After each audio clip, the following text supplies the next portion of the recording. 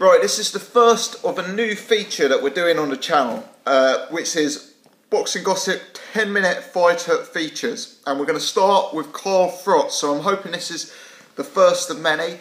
The purpose of this is to talk through a fighter's career, their strengths, their weaknesses, their resumes, their attributes, etc. and discuss the pros and cons. I'm not going to do it with fighters who've got a big fight around the corner. There's no point doing one of these on Tyson Fury right now, because obviously he's got his big fight around the corner and will be in a better place afterwards. So I'm typically going to be doing these videos on guys who have either just had a big fight or are already very, very established or legendary fighters. So we're starting with Carl Froch. We're going to try and do it in 10 minutes, so no pressure at all. When I think of Carl Froch, what I think of is a gritty warrior. I don't think of the most technically accomplished guy. Don't get me wrong, he's got technical capability, he's got technical capacity. I'm sure someone will comment about his amateur background and that being underrated. But you know, whilst Carl Froch had the jab, I think it's fair to say that at the elite level, his athleticism and his technical capability wasn't top grade. He didn't have the best hand speed. He wasn't the best combination puncher. He didn't have the best foot speed. He wasn't the most athletic mover around the ring. I also view him as a guy who had some defensive limitation. You know, I view him more as an aggressive, come forward type fighter than a complete hit and not get hit type fighter. But what Carl Froch was above all else is he was involved in big fights and he was involved in entertaining fights. And one thing that I respect about Carl Froch above all else is his will to win and his ability to get the W in the most unlikely of circumstances. I've said it time and time again, but if you watch the first few rounds of the George Groves 1 match, or if you watch the first few rounds of the Andre Dirrell match, it's almost inconceivable that Carl would come back to get the wins on those occasions. Put simply, he's up against younger opponents who seem more athletic, quicker, more powerful, and yet at the end of the day, he gets the job done, he finds a way to win. And I think that's a hallmark of Carl's career. You know, I know he lost to Mikhail Kessler, but he was able to return that and score a win against Kessler. The only unavenged defeat in Carl's record was against Andre Ward. You know, what I like about Carl was his fitness, his stamina, his extremely high punching output, the way that he could come on late in fights, and you know that even if he was a few rounds down going into round 7 and 8, you know, Froch is still there. Froch is still able to, you know, to win a fight and to get the job done. In my opinion, not the biggest power puncher up there. He'll be remembered for the George Groves 2 knockout, but in my eyes, that's deceptive. Froch throughout his career is not a one-punch knockout artist. You know, he's a hurtful puncher. He can catch an opponent and hurt them, like he did with Lucien Boutet, for example. But he's not a guy who's simply going to knock someone out with one punch. He's more of a hurtful puncher who's going to build pressure throughout the course of the fight, wear opponents down and relentlessly pressurise them.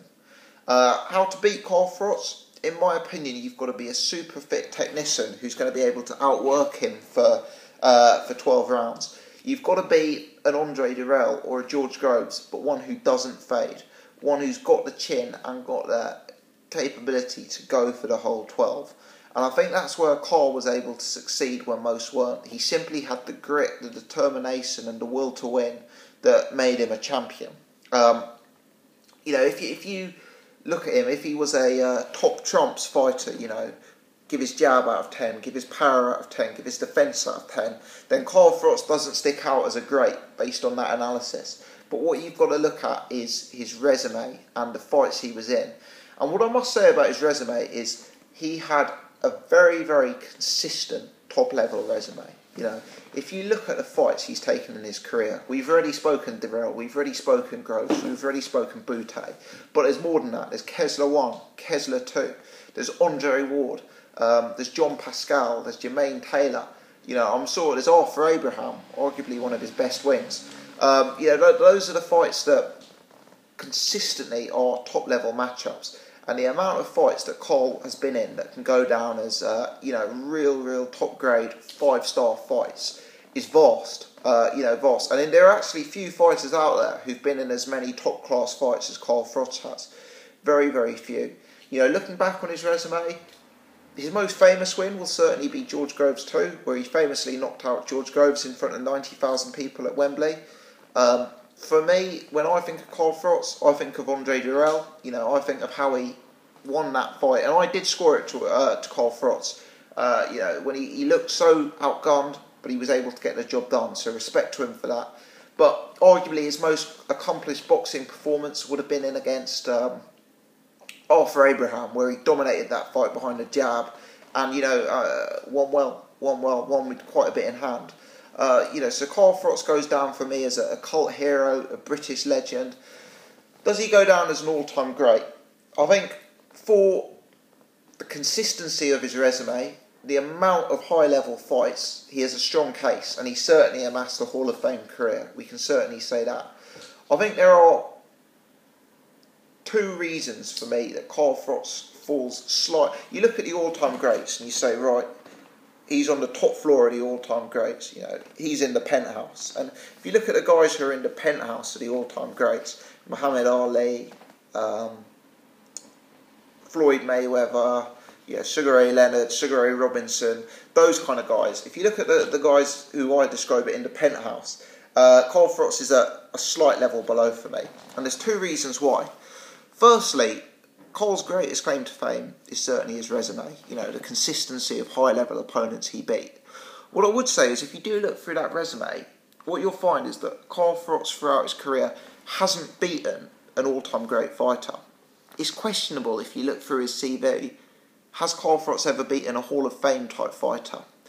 I mean, don't get me wrong, he's beaten a few very, very good fighters who are there or thereabouts, you know, Hall of Fame level. The Arthur Abrahams, the Mikael Kesslers, the Jermaine Taylors, the John Pascals. But he hasn't beaten anyone who would go down as an all-time great fighter. You know, I'm not going to talk Joe Calzaghe in this video because we could go on for 100 minutes, not 10 minutes. But if you look at the resumes effectively, it's hard to say. Whilst Froch is a far more consistent and you know, far more numerous in the quality of top-level opponents, there simply isn't that standout name.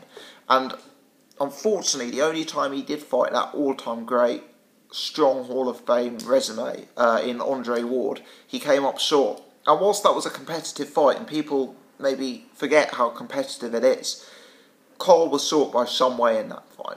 You know, so for me, the resume, whilst it's exceptionally strong, just slightly lacks that all-time great name on it.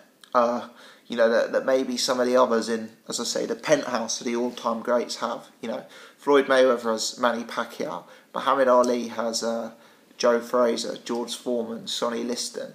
I don't see that on Froch's resume. Finally, you know, if you look at Carl Froch, I just feel that technical inefficiencies and athleticism prevented him from being top level. You know, too easy to hit, too easy to outmaneuver.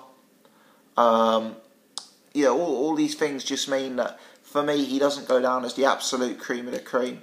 Having said that, you know, if we look at him in the scope of all-time British fighters, if we look at him in terms of all-time entertaining fighters and all-time consistent resumes, he's right there at the top. You know, that's the purpose of these 10-minute fighter reviews. We're going to be raw, we're going to go at it hard, and, you know, I know it's going to upset a few people, but over the course of 10 minutes to sort of say, is someone an all-time great or not, you've got to be pretty brisk. And for me, Carl Froch, I'm a big fan of his. I'd love to see him fight again. You know, I know he's retired now. And I think huge amounts of credits have to go out for him. But how I remember Carl Froch, how Carl Froch will be remembered in my head is as a guy who didn't necessarily have the all-time great talent, but had an all-time great will to win and defeated the odds time and time again to get the job done. That's how I remember Carl Froch. How I remember an Andre Ward would be an all-time great talent who got the job done time and time again. And I think that's the slight difference. Froch was beatable.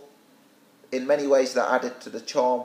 Froch was beatable. The likes of Andre Ward, Joe Calzaghe, hard to put Froch ahead of those guys their invincibility was more prominent. Thanks for watching.